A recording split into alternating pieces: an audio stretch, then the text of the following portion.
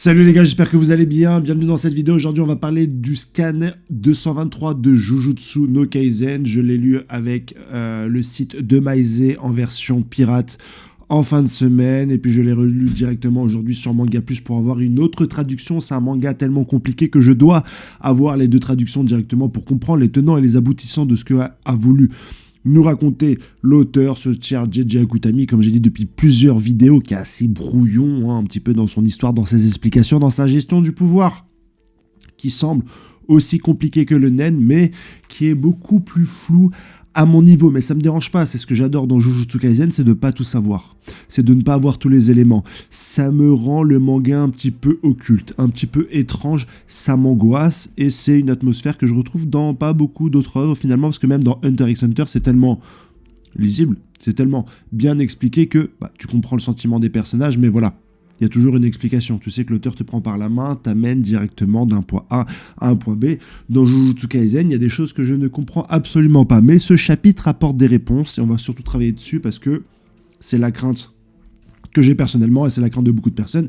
Est-ce que JJ Akutami n'a pas pris un petit peu de vitesse l'intégralité des lecteurs en présentant aussitôt le combat entre Sukuna et ce cher Gojo qui vient d'être libéré? On avait un rythme un peu plus lent pendant toute la track avec une suite de combats qui faisait 1, 2 ou 3 chapitres. On commençait un petit peu à prendre notre rythme. Entre les chapitres, bien sûr, entre les combats, excusez-moi, on avait ce cher Kenjaku qui essayait de nous expliquer son plan, tantôt de vouloir créer une créature difforme, tantôt de vouloir vendre l'énergie occulte issue des Japonais aux pays occidentaux, tantôt sur complètement autre chose. Ensuite, la résurrection de Sukuna qui était belle à percevoir, mais qui nous ramenait peut-être d'autres choses. On attendait par exemple le flashback. Ça, c'était un petit peu le cas de tout le monde. Le flashback de cette ère Heian qui a plus ou moins été introduit à travers des personnages, mais il n'en est rien. L'auteur décide de pas aller sur tout ça, libère Satoru Gojo, et moi les questions que je m'étais directement posées, si on m'avait suivi dans mes premières vidéos concernant Jujutsu Kaisen, vous le savez, quelle va être la réaction de Gojo suite à l'assassinat de son maître par le directeur de l'école de Kyoto, le vieux en guitare. Il en parle, c'est intéressant, le niveau de la responsabilité est intéressante. Gojo ne lui en veut pas, pour la simple et belle raison que si jamais le directeur de l'école de Kyoto a réussi à tuer son ancien maître, c'est uniquement parce que celui-ci s'est fait sceller. Et il sait la responsabilité qu'il a dans ce monde de l'exorciste, et il sait que si jamais il se fait vaincre, battre ou sceller, beaucoup de choses vont se dérouler. Et les gens vont commencer à se manger, vont commencer à se détruire, vont commencer à se combattre. Il le sait et il prend sa responsabilité. Donc quand il en sort, il ne va pas en vouloir aux gens. Aux gens qui, à première vue, à notre vue, en tout cas à nous lecteurs, sont des traîtres, sont des parias, sont des gens qui suivent aveuglément peut-être les hiérarchies. Et il le lui dit. Gojo, je n'attendais pas plus que toi, vieil homme, que tu suives les ordres qu'on te donne, parce que tu es un administratif, parce que tu es un rat, tu es un bouffon, tu es un faiseur, on te dit et toi tu fais. Donc je ne peux pas m'étonner, m'énerver ou te tuer parce que tu fais ce que tu as toujours fait. Et ça serait insulter mon intelligence que de croire que tu ferais autre chose que ce que tu as toujours fait toute ta vie, d'autant plus à un moment où il n'y a plus la pression de mon pouvoir, de ma position, de mon statut de Deus Ex Machina. Parce qu'en fait, les personnages de Jujutsu Kaisen savent que Gojo est un Deus Ex Machina. Et c'est cool d'avoir une œuvre dans laquelle un tel personnage n'a pas ce statut uniquement aux yeux du lecteur, mais aussi aux yeux des autres personnages dans son œuvre. Saitama, dans One Punch Man, on sait, nous, que c'est un Deus Ex Machina, mais personne d'autre le sait. Et le monde ne tourne pas autour de cette vérité-là, à l'inverse de Jujutsu Kaisen, où tout le monde sait que Gojo est le plus fort, et à partir de là on compose. Kenjaku compose à partir de là. Avec la lisière du supplice, il faut d'abord qu'on l'enferme, etc. avant de pouvoir les affronter. Donc c'est quelque chose que j'ai bien aimé. On est également revenu sur une réflexion qui me paraissait tellement pertinente, mais qui n'avait pas de réponse. C'est comment, Gojo, est-ce que tu as ressenti le temps enfermé dans la lisière du supplice? On n'avait pas de réponse, on s'est dit peut-être qu'il va devenir fou, peut-être que le temps là-bas se s'écoule différemment, etc. Et là, on a enfin la réponse. Hein. Il nous dit, bah voilà, c'est comme une semaine qui est passée à la va-vite. Tellement tu as fait de choses, mais que tu ne voudrais absolument pas revivre pour rien au monde. Donc voilà, une petite explication, une petite bulle, c'est hyper intéressant d'avoir ce point de vue-là. Il revient également sur sa sphère infinie. Il a fait une mini-extension de territoire, si vous vous rappelez Gojo dans l'épisode de Shibuya, lorsqu'il était au niveau -5, il ne pouvait pas déclencher son extension du territoire parce qu'il y avait trop d'humains, il y avait trop de civils, et ils en ont profité, les fléaux à ce moment-là. Et donc il a fait des micros-ouvertures pour pouvoir, avec une vitesse folle, détruire l'intégralité de ses adversaires, tout en n'enfermant pas les civils dans son extension de territoire, parce que si vous vous souvenez, tous les gens qui sont enfermés dans l'extension de territoire reçoivent des attaques automatiques qu'ils ne peuvent contrer. C'est un des défauts de l'extension de territoire, enfin une de ses plus grandes qualités, qui est très souvent contrecarrée dans le manga, pour ne pas dire à tous les coups, mais qui là a été utilisé à l'avantage des fléaux pour empêcher Satoru Gojo de s'exprimer avec son plein potentiel. Voilà, c'est dit. Et toutes ces petites interactions sont intéressantes. Il dit aussi à l'espèce de majordome avec qui il traîne, et il lui a dit, dans le chapitre précédent, il y a 2 chapitres, toi tu es très important. Et je me suis dit, bon, on va pas avoir la révélation tout de suite de pourquoi il a dit ça, et voilà, un chapitre après, il lui dit, bah en fait tu es la personne en qui j'ai le plus confiance, et souvenez-vous, la semaine dernière, c'est la personne qui disait, ah oh Satoru Gojo, tu as tu aurais aimé que ça soit Nanami vivant à la place de moi, et Satoru Gojo lui dit, mais attends, mais tu as vraiment une piètre opinion de moi, de ce que je peux penser de toi. Et là il lui dit en fait, la personne en qui j'ai le plus confiance, donc fais cette barrière. Je suis malade, hein, c'est pour ça que j'ai fait aussi un peu la vidéo en retard, je vous prie de m'excuser.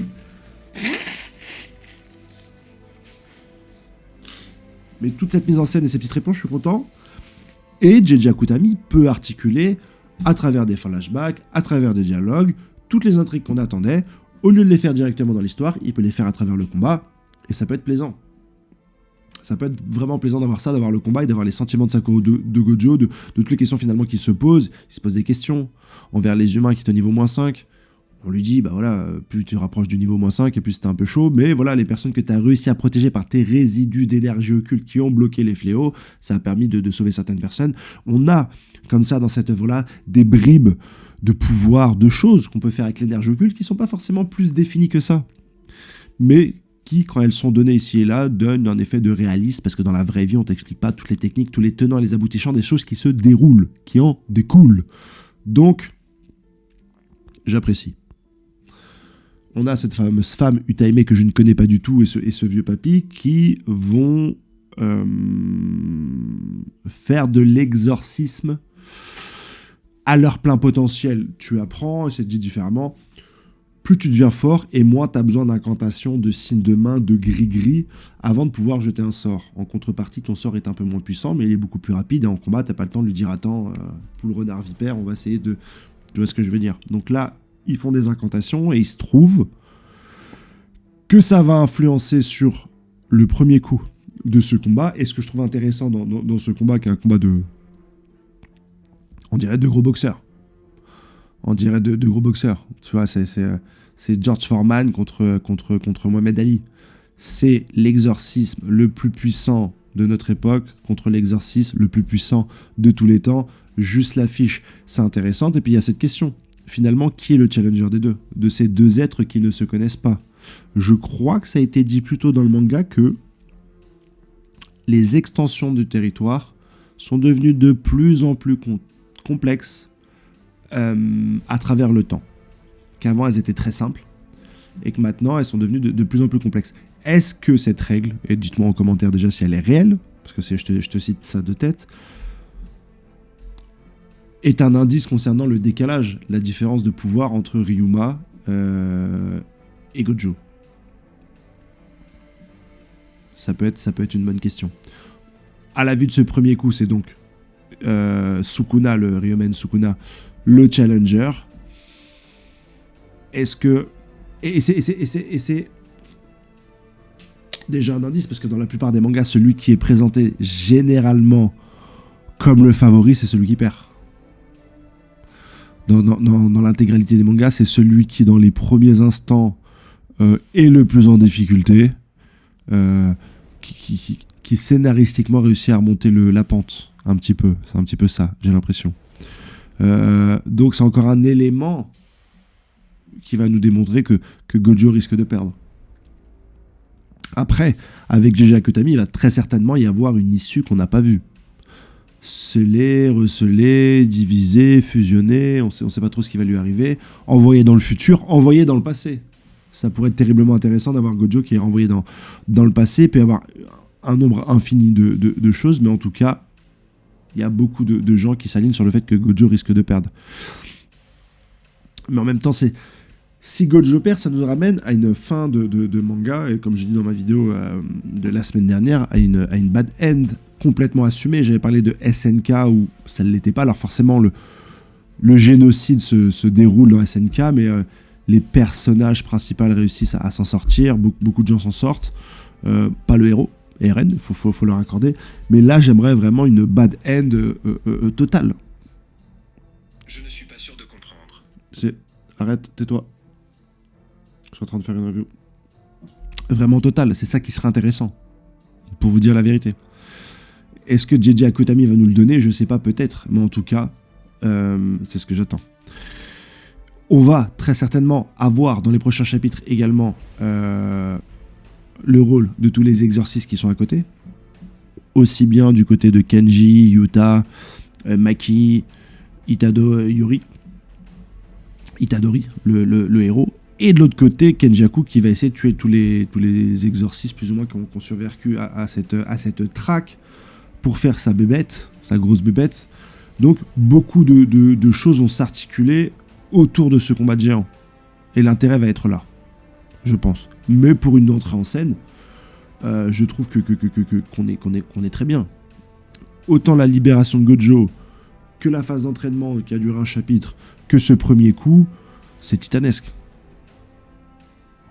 Je trouve ça titanesque. Donc, n'en déplaise à ceux qui veulent une structure narrative telle qu'ils l'ont connue lors de leur précédente lecture, mais pour le reste, et ceux qui veulent se faire surprendre, on est au premier rang et en bonne loge pour apprécier ce que l'auteur a à nous proposer. C'est tout ce que j'aurais à dire. Si vous êtes resté jusque-là, petite information que je partage avec vous, je vais aller au Japon à partir de demain matin, donc j'arriverai mardi, et je vais tourner des vidéos en direct du Japon. Voilà. C'est le petit cadeau, la petite information que je vous donne. Si vous êtes arrivé jusqu'ici sur Jujutsu Kaisen, passez une excellente soirée et ciao, bye bye, les gars.